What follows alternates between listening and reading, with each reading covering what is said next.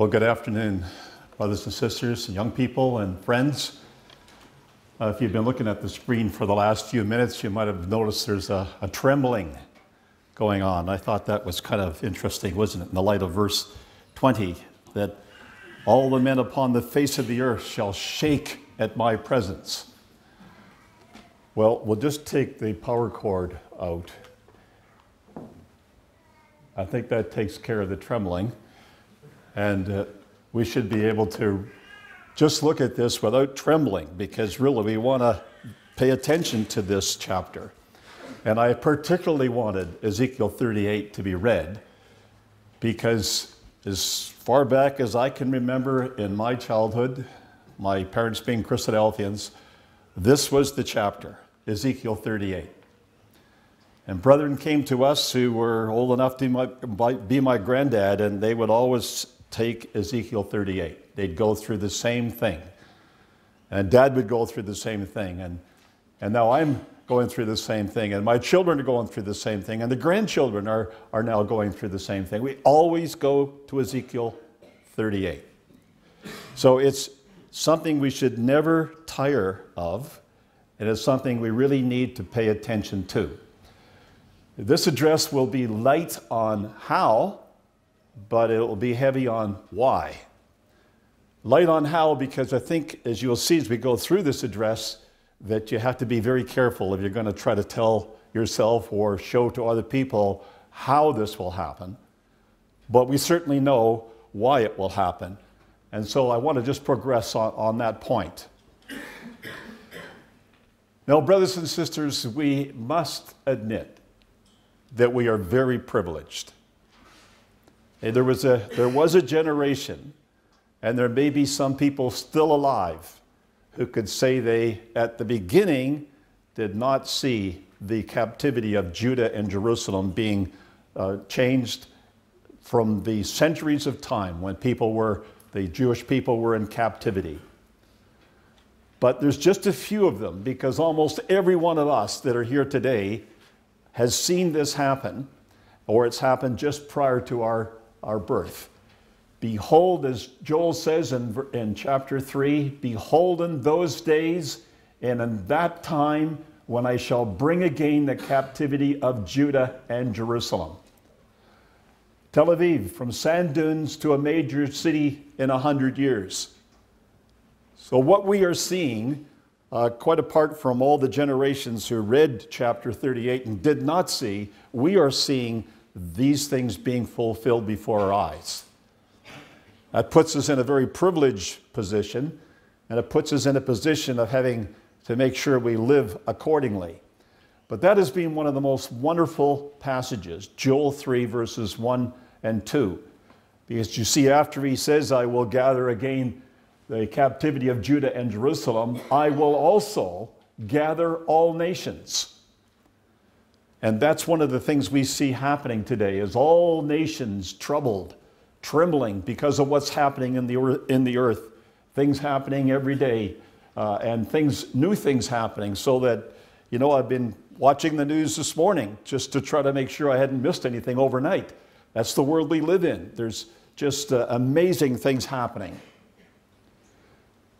But again, in Ezekiel 38, verse 8, it's not that we have to go to Joel. It says it here in this verse 8, that after many days thou shalt be visited. In the latter years thou shalt come into the land that is brought back from the sword, gathered out of many people, against the mountains of Israel, which have been always waste, but is brought forth out of the nations, and they shall dwell safely out of them.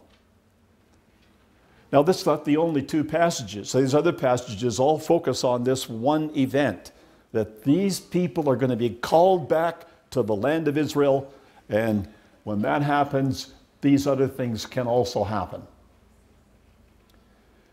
Now, you see, Ezekiel 38 doesn't require us to do a whole lot of research, because anyone who's read the Bible will know that you're reading names that have occurred in some other place in the Bible.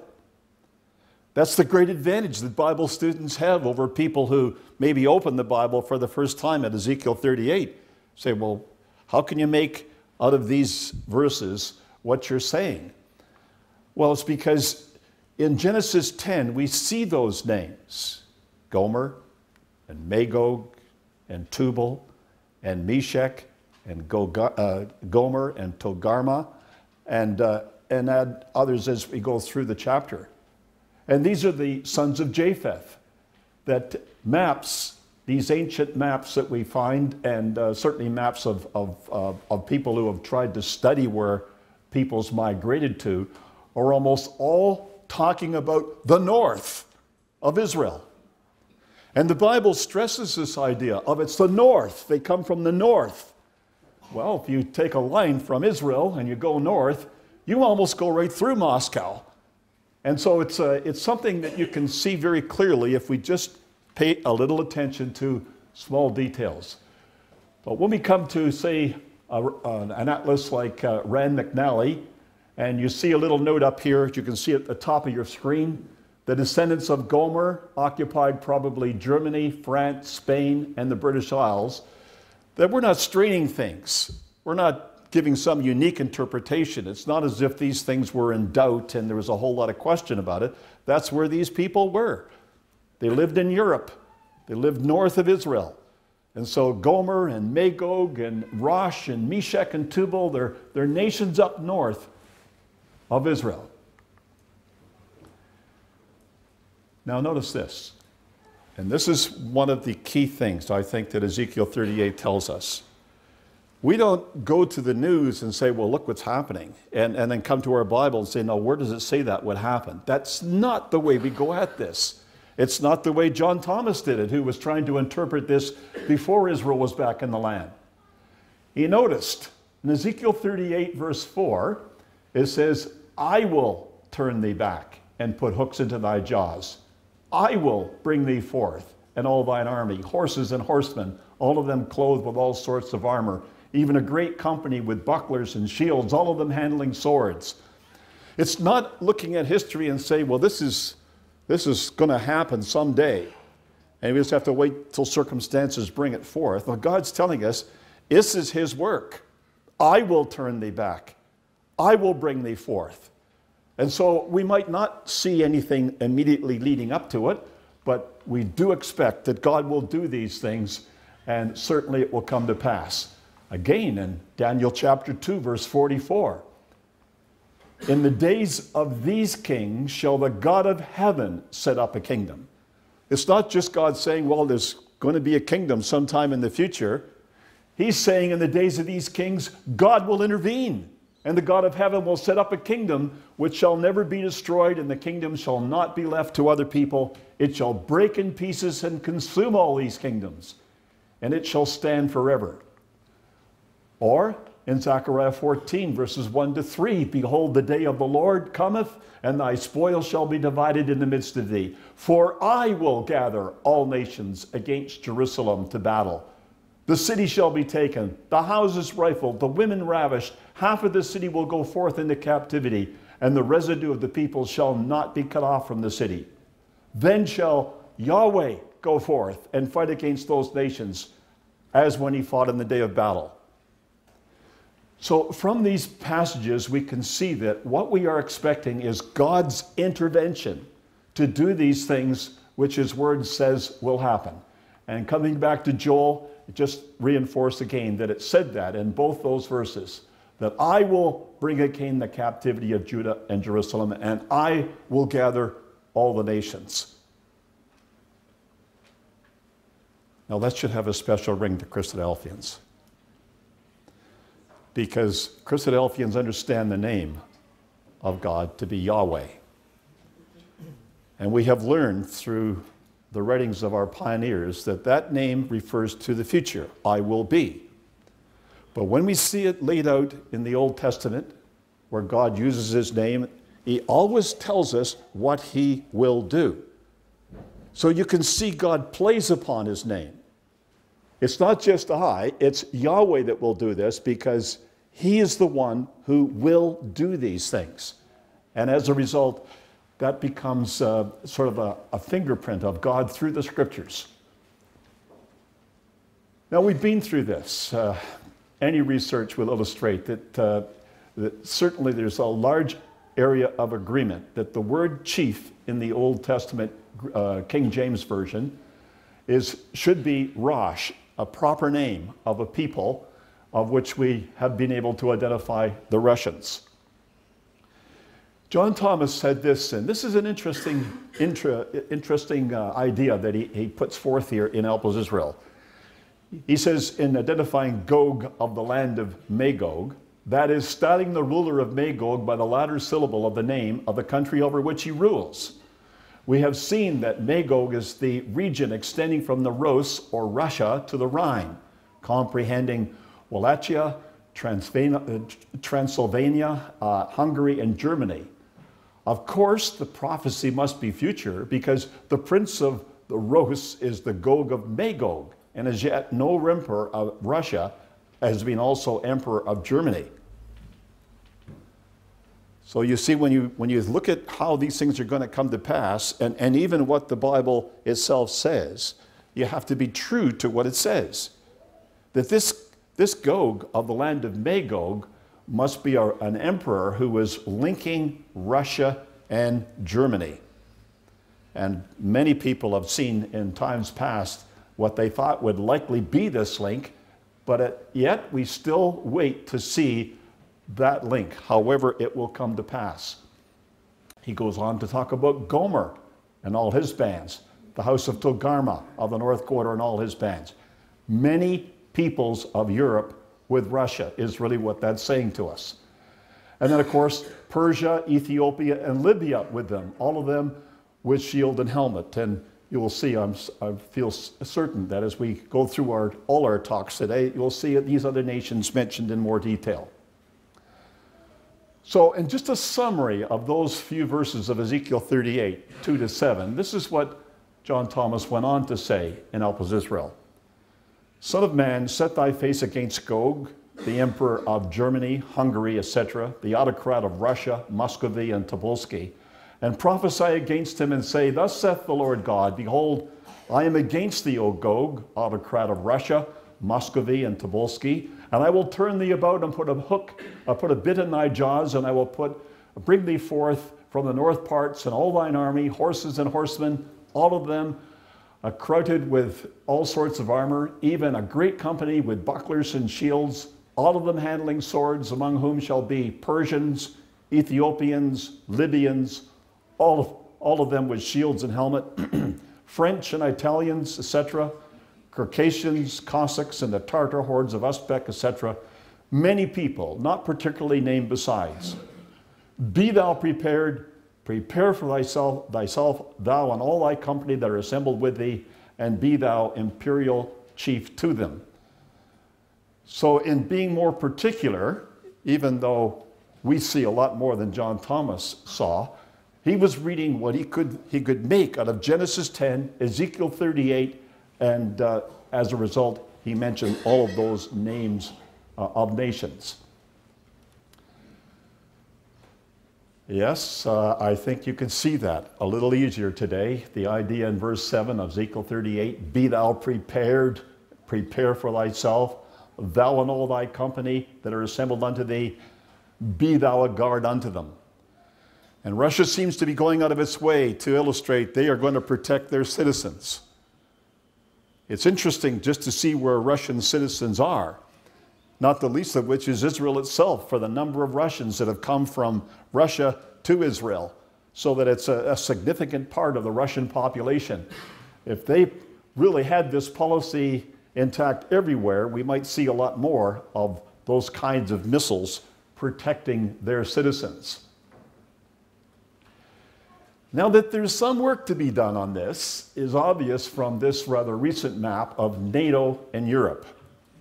So the blue countries are the NATO countries, and you can see, if you certainly can remember back to the Warsaw Division of Europe, that NATO nations now reach far more into Eastern Europe and towards Russia, and that this has become quite a sore point for Russia to have to deal with the fact that these nations on the western border of their nation used to be Warsaw Pact countries. We've got a lot of movement to see there, but we never know how long it's going to take. And we have for years thought that this could happen very quickly because of just the ability of the Russian nation and the hostility of the Russian nation towards its enemies. If you can remember back to 1957, well, some of you will remember that, and certainly remember that headline, though it may not have been that in your paper. It's here. The Soviet fires Earth satellite into space. It's circling the globe at 18,000 miles per hour. The sphere tracked in 4 crossings over the US. Well, American citizens and the American government sort of went wild at this, because in the 50s there were these huge bombs and missiles being developed. And to think that some foreign nation, hostile nation, could send a little thing right over top of your country and you couldn't do anything about it, started a lot of things, not the least of which was going to the moon in '69.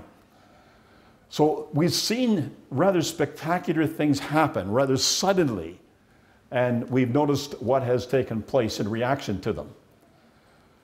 I can well remember the significance of this. Like, when you get a bomb that's 100 times bigger than Hiroshima, the one dropped in Hiroshima or Nagasaki, and they say, well, we have enough bombs to kill everybody in the world many times over, you see the madness of it. And that's where the idea of mad came from, is that this is absolutely madness to ever have weapons like this.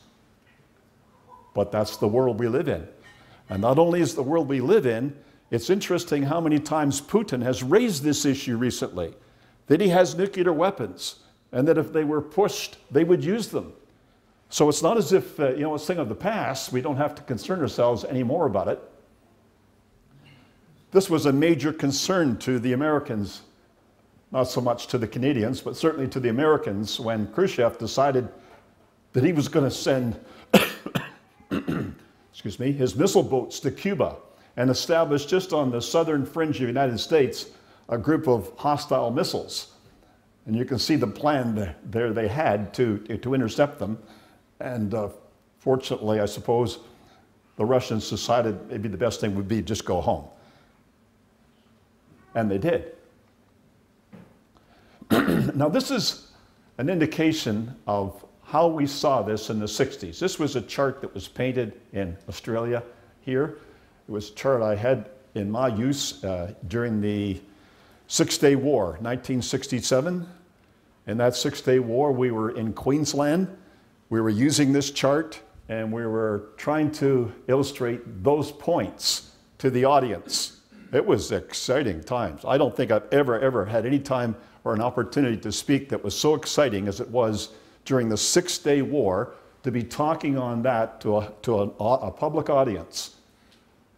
And of course, we didn't know initially what was going to happen as to whether Israel was even still there, because the original and initial ideas coming out of Egypt, which was just plain propaganda, was that they had significantly entered into Israeli space and were beating the Israelis back, only to try to get Jordan into the war, until finally we, somewhere during that week, we heard that, no, it was the very reverse of this, that Israel had sent their air force to knock out many of the airplanes and the defenses of Egypt at the very beginning of the war. A very different thing. But it was an exciting time. Now, that's what we said. That was, you really agree with everything that you can see on there or not. That was the chart that we were using, and it was just typical of the charts. If you looked at what we were saying about Russia, it was Russia advances to world conquest, increasing communist peril challenges the West, 23 wars against the Reds in 20 years since World War II, 1,000 million held under communism, domination of a quarter of the world's land area, 20-year average of 1 million enslaved each week. Reds believe they will conquer the world in 20 years. Massive stockpiling of terrifying war weapons. Coming Russian invasion of Israel will plunge all nations into World War III. And same passages. When we went down into parks in Toronto, in Allen Gardens in particular, And we didn't use that particular chart, but we went down with those ideas. We had an audience. You could go down into the park in the 60s, and it was a place where anybody was allowed to speak between 3 and 5 in the afternoon, something like your Sydney domain. And people would be there by the hundreds. It's just a matter of trying to interest them enough to stay with you, but there would be hundreds of people there. People with their Bibles. People could tell you a little bit about their Bibles, but not anymore. They don't know enough about their Bibles to even be aware of these things. So it's a very different world. In the 70s, now you might know those two brethren, Brother Maury Stewart on the left and Brother Perce Mansfield on the right. And that was just Maury's set that he went on television with. Program was called This Is Your Bible. And he always had that in his background on all his television programs. So you can see the same message through the 70s. And it was an exciting time to live. But then the Berlin Wall came down. And we never expected it to be like that. We never thought it would be peaceful. We never thought that East and West Germany would come together like they did.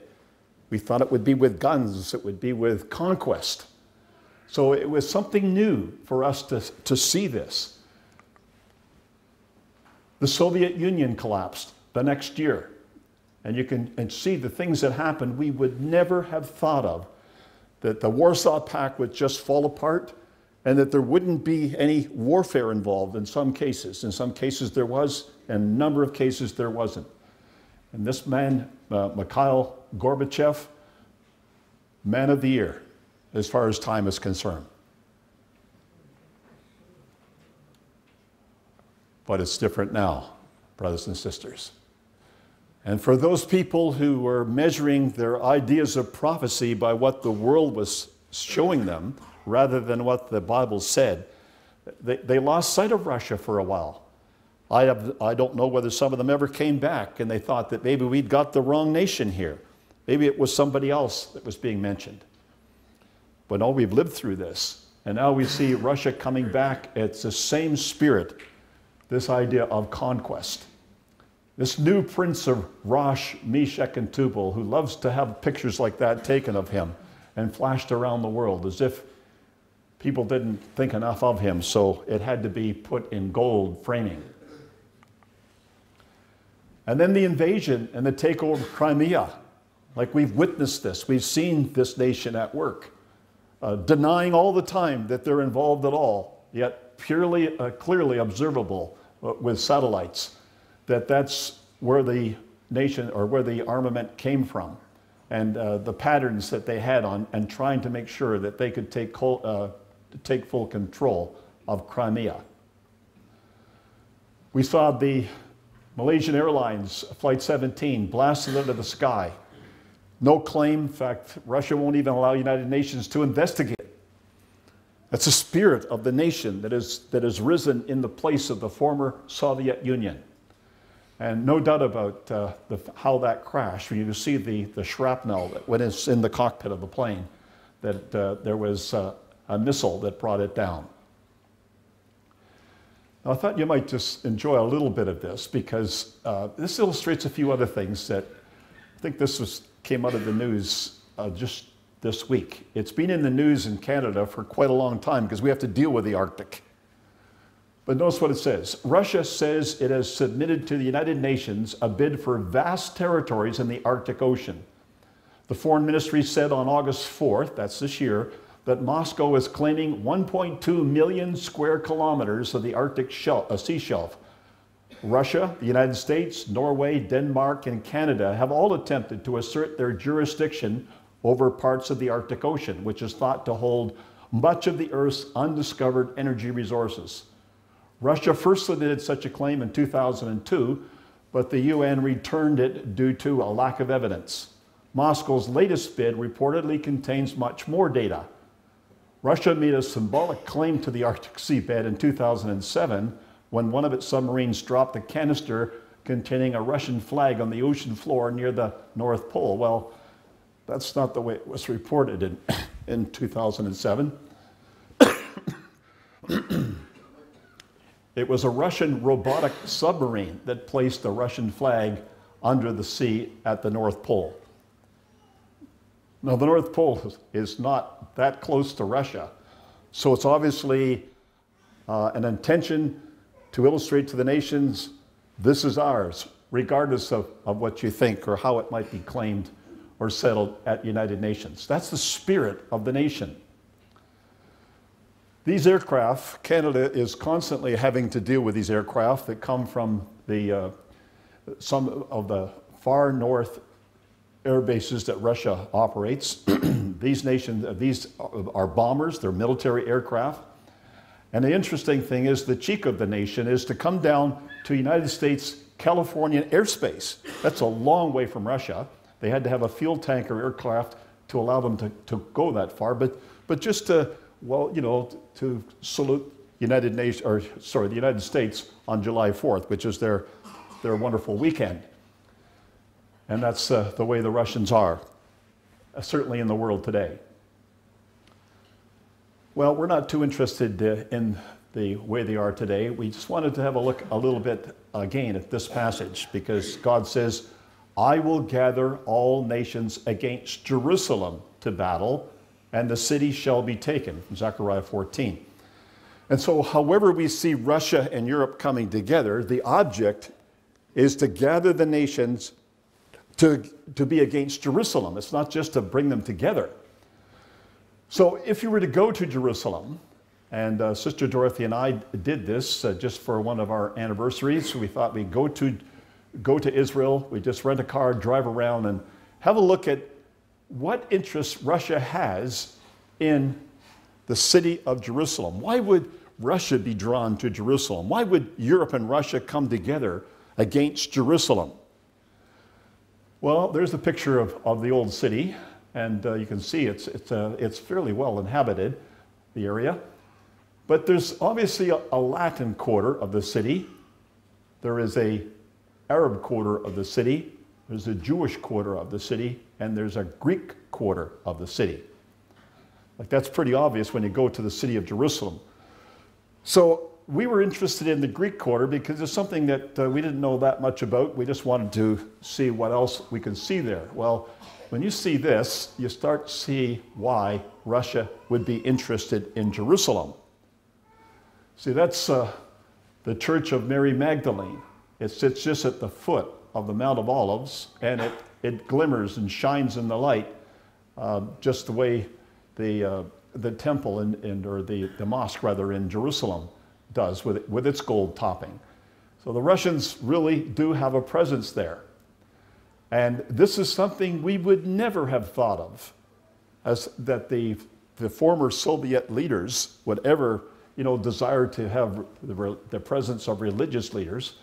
But Putin, yes, very much so. You see many pictures of him like this, where he's associating himself with the Russian Orthodox Church. So when you go into Snippets files or into any of the news files that some of the brethren are generating for us, it's interesting just to see what they have to say. This comes out of the 21st of May, and it's based on an article in Forbes. When Putin came to power, it says, he shrewdly noted, that's the Russian Orthodox Church's useful role in boosting nationalism and the fact that it shared his view of Russia's role in the world, and began to work towards strengthening the Church's role in Russian society. That never happened in the Soviet Union. So you can almost see that something had to happen in Russia to bring them this way. So early in his presidency, as I continue reading here, the Russian Duma passed a law returning all church property seized during the Soviet era, which alone made the ROC one of the largest landholders in Russia. Over the past decade and a half, Putin has ordered state-owned energy firms to contribute billions to the rebuilding of thousands of churches destroyed under the Soviets. And many of those rich oligarchs surrounding him are dedicated supporters of the ROC, who have contributed to the growing influence of the church in a myriad of ways. Around 25,000 Russian Orthodox churches have been built or rebuilt since the early 1990s, the vast majority of which have been built during Putin's rule and largely due to his backing and that of those in his close circle of supporters. So obviously Putin is pushing this. This is another little illustration of the same thing.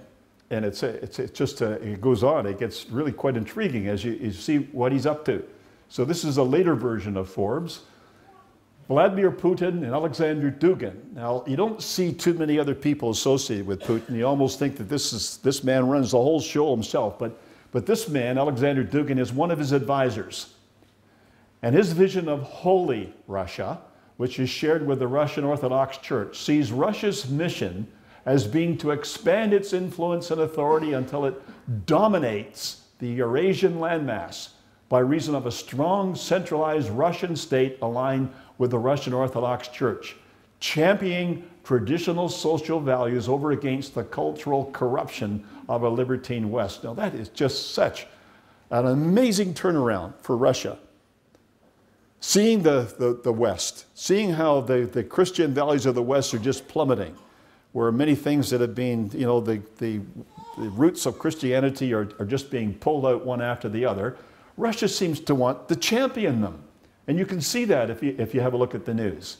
And so he's winning over, he hopes, the various parts of Europe to bind them together with the help of the Russian Orthodox Church.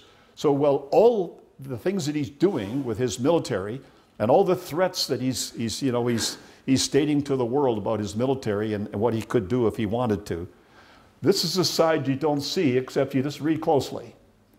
The partnership between the Kremlin and the Russian Orthodox Church has been aimed not only at articulating this sacralized view of Russian national identity to the domestic audience, but also in advancing the mission of the Russian nation abroad. The manner in which the Russian state and the church has been cooperating, however, is undermining their jointly stated goal of building a Russian world that dominates Eurasia under Moscow's benign imperial oversight. So there's obviously things about it that people are wondering about, and that seems to be our world. It's not far off communist policy. You take 2 steps ahead and you back off one. You take 2 steps ahead and you back off one. Well, on that basis, you can be fooling people to what you're really doing, but you are advancing your initiative. So we see pictures like this, of this Christ the Savior Cathedral in Moscow, this beautiful building that now illustrates Russia's new role in the world.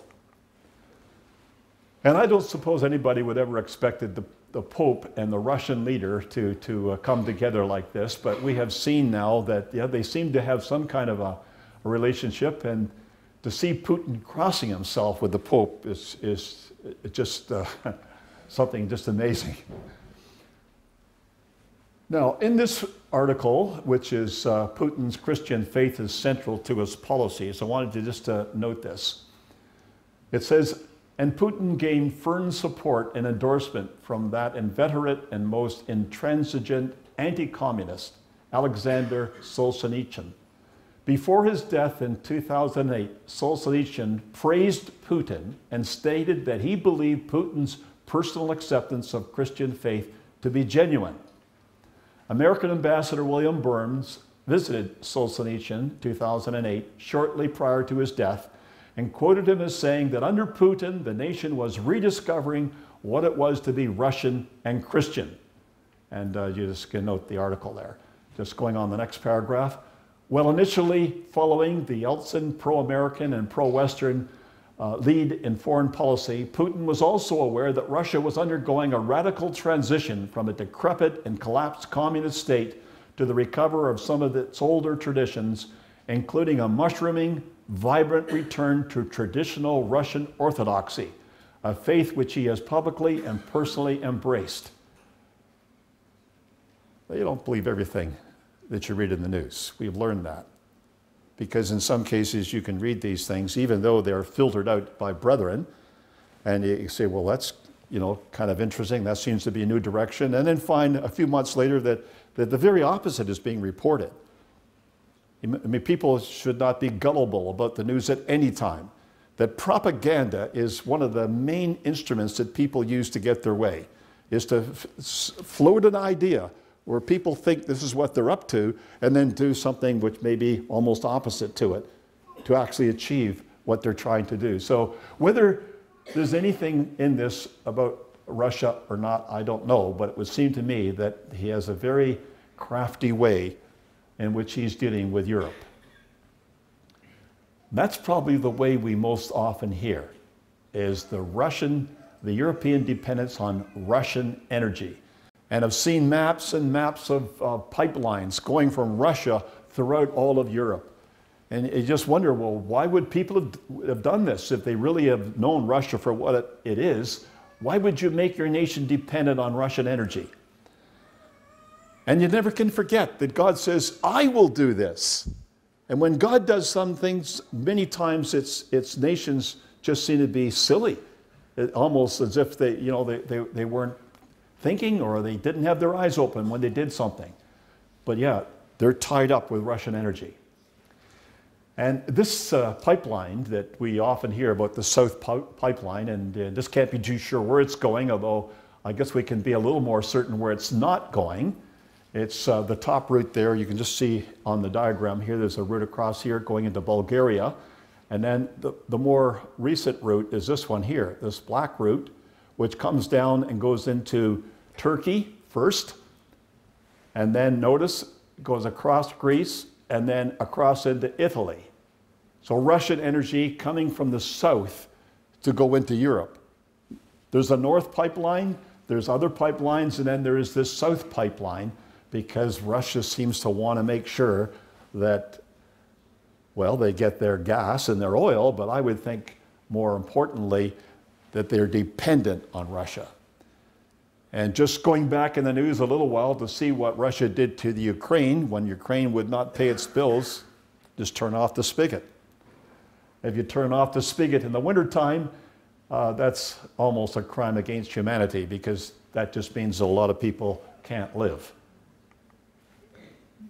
Now, I wanted to explain to you a little bit about this chart. This chart is our attempt in Ontario to try to bring charts back into circulation, but in the parks.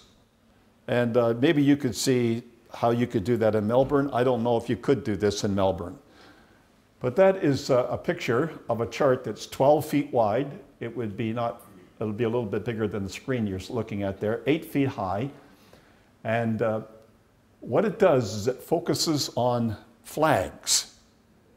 So that going through Ezekiel 38, if you look up the top right-hand corner up here, you'll notice the flag of Russia and Turkey and France and Germany, etc., as you go around. And there certainly could be others that we would put in there.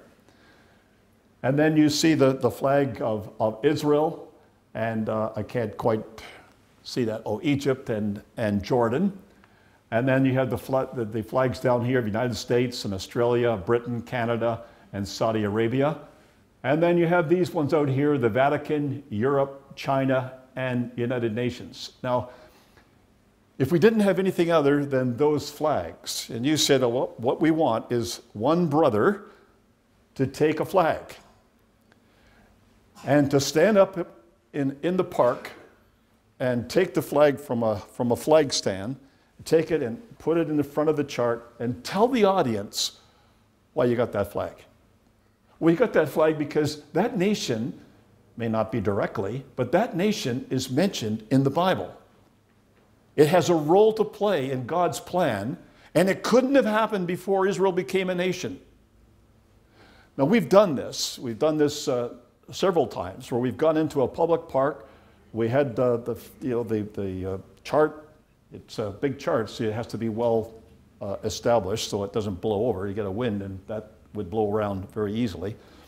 And then we have a flag stand with the flags in them, and then we just let brethren get up there and speak. And we have found that really attracted an audience, because people want to know why their flags. What's my flag here for? They come from someplace in Europe. They want to know why that flag's there. Well, that's fine. That's where we wanted you to come. We want to show you why your flag's there. Just to get people interested in this. You see, prophecy never loses its relevance. This idea of Ezekiel 38 is just as current now as it ever was, maybe more current, because look at the nations that, well, Brother Stephen's going to tell us a little bit about the nations associated with the Ottoman Empire.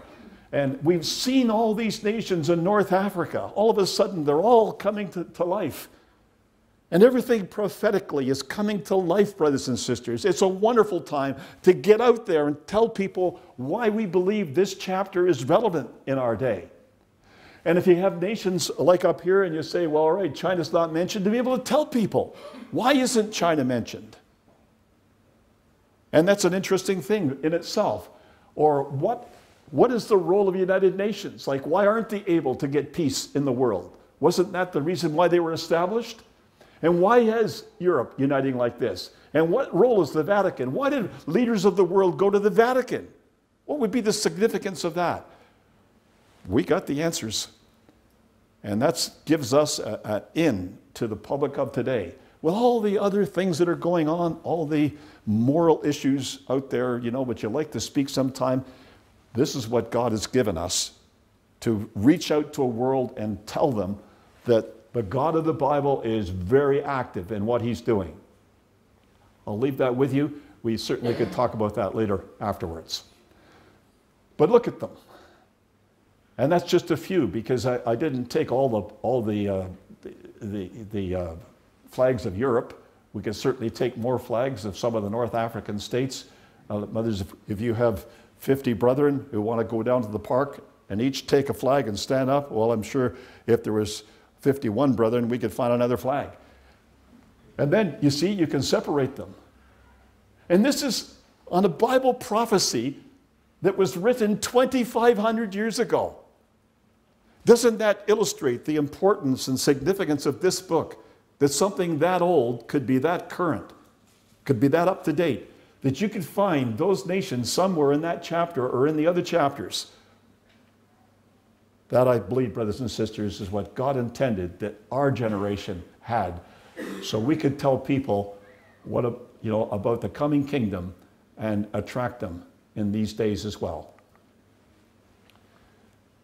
Well, just going back to one other issue I'd like to raise in the little bit of time we have left. Just trying to figure out a little bit about the Crimean War and how Russia went into the Crimea.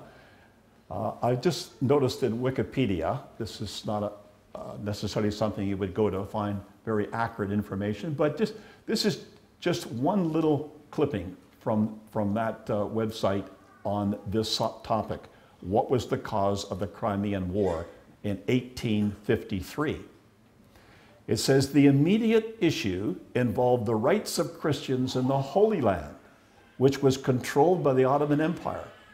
It involved the control of the holy sites in and around Jerusalem. Now, who would ever have thought you would fight a war in Crimea over that issue? The French promoted the rights of Catholics, while Russia promoted those of the Orthodox. And they still do. The longer-term causes involve the decline of the Ottoman Empire and the unwillingness of Britain and France to allow Russia to gain territory and power at the Ottoman expense. Russia lost, and the Ottomans gained a 20-year respite from Russian pressure. The Christians were granted a degree of official equality, and the Orthodox gained control of Christian churches in dispute. Russia survived, gained a new appreciation for its religious diversity, and launched a reform program with far-reaching consequences. But what I wanted to bring to your attention in quoting this was the idea of the holy sites in Jerusalem, because that's one of the big questions we have to answer, is why would Russia and Europe join to go down to Jerusalem? We're not really all that interested in Russia and Europe joining, but in joining to go down into Jerusalem. And these holy sites are still there and still really cause a lot of concern.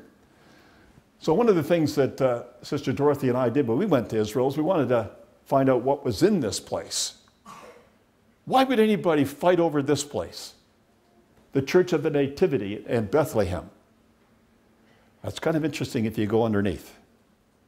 If you go in this building, for instance, this new part of the building is Roman Catholic.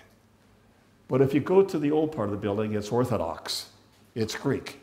So here you've got a building where you got Greek and Orthodox, you got Russia and say Western Europe actually looking at this site and seeing this as an attractive place. Well, if you go down, if some of you probably have, there's a grotto. You go down underneath and there's this little tunnel. And this tunnel leads you to a place where you see a silver star on the floor. And the Greek Orthodox tell you, oh, that's where Jesus was born, right there. This is Bethlehem. And they claim that's where Jesus was born. This was the church floor was here, or at least the part where Jesus was born was right here. The church was built up, obviously, afterwards.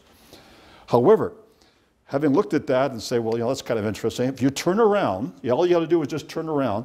Over here is the manger. And they have a little doll in the manger, and the Catholics say, but that's where Mary put him after he was born. Imagine that. Roman Catholics say, this is where the manger is, and the Greek Catholics say, but that's where he was born. They want to share the site. You would never think that that kind of thing goes on underground.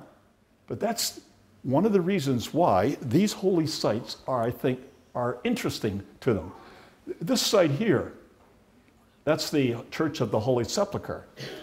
But I saw something there that I didn't see in Rome. We went to the Vatican. We went through that place just to see what was going on in there and what they were trying to attract people to. But in this site, when people came to the site, there was a stone. And I was amazed to see people falling down and kissing this stone. I thought, I saw them kissing an image in Rome, in the Vatican. There was this statue of Peter, and they were coming in. And some people were rubbing their hands over it. Other people were kissing it. I thought, well, I don't know how these people live very long. But in this particular place, they were kissing a stone because that apparently, in their mind, was the stone where Jesus' body was wrapped before he was put in the sepulcher. Now that's what goes on in these buildings. And you can see how that, however we think about them, and what we think they're, you know, just a building waiting to come down. But for them, it's a holy site, and they're willing to go to war over these sites. And then if you go up to Nazareth, this is the big edifice that the Roman Catholic Church has built up there, called the Church of the Annunciation. Do you think these are important to these people? Well, the buildings tell you that they are, and that they would go to war over these buildings to contain, or at least to control them. You can see how that all the nations of the world would be very unhappy that Israel has the oversight of these buildings, and how they would very much like to have that themselves. So the disarmament of Russia. Now I thought this was one thing, just there's two slides left. If you look at the ASV, you will notice that it says, and thou son of man, prophesy against Gog. This is Ezekiel 39. Say unto him, the Lord, well this is ASV, so it uses Jehovah, which just illustrates where they are in their translation. Behold, I am against thee, O Gog, prince of Rosh, Meshech, and Tubal. I will turn thee about, lead thee on, cause thee to come up from the uttermost parts of the north, and I will bring thee upon the mountains of Israel. And I will smite thy bow out of thy left hand, and I will cause thine arrows to fall out of thy right hand. Thou shalt fall upon the mountains of Israel, thou and all thy hordes, and the peoples that are with thee, and I will give thee unto the ravenous birds of every sort, and to the beasts of the field to be devoured. So whatever weapons this nation goes on to invent that they haven't thought of already, or however good their military might be, God says, I'll smite the weapons out of your hand. I'll cause your arrows to fall out of your right hand. There's no weapon formed against Israel that could ever prosper. So it's not a matter of fearing Russia. It's just a matter of seeing that these things will come to the end that the Bible has for them. Thou shalt fall upon the open field, for I have spoken it, saith the Lord Yahweh. So why will Russia and Europe come together?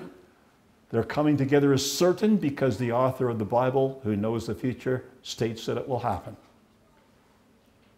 That's where we rest our case. That's the foundation of our case, is that the Bible states it. That's what we think about the Bible. It states it that authoritatively that we can say that. To accomplish his purpose with his people of Israel, he will bring them together. So it's not as if God has a great purpose with Russia or with Europe, but it's with his people. And he will bring them together for that reason. Europe will have reason to invade the Middle East under Russian leadership. And we will await to see that if there's more things than we have noticed so far. And at some time, they will be attracted to Jerusalem to attempt to take control and to divide the spoil. But as we've seen the Word of God tell us, all nations will find Jerusalem a burdensome stone, especially those who rise up against her. So brothers and sisters, as we've looked at this introductory subject, it's ongoing, it's alive. We got a lot of things to look at, and a lot of things to tell people and attract them to the God of this book because of how accurately he's been able to state this 2,500 years ago. Thank you.